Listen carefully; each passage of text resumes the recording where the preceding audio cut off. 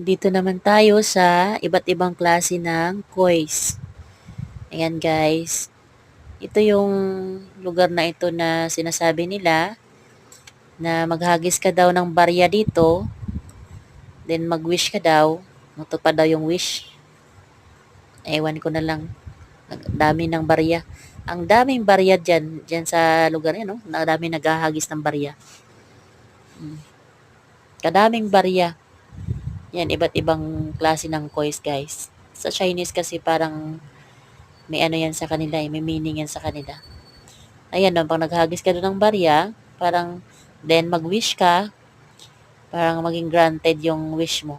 Mag-grant yung wish mo. Ayan, guys. Naka 10 piso ako dyan. Nakahagis sa barya na yan. Ang ganda ng lugar na yan, guys. Parang tahimik ng paligid. Ayan. Ang ganda ng mga view.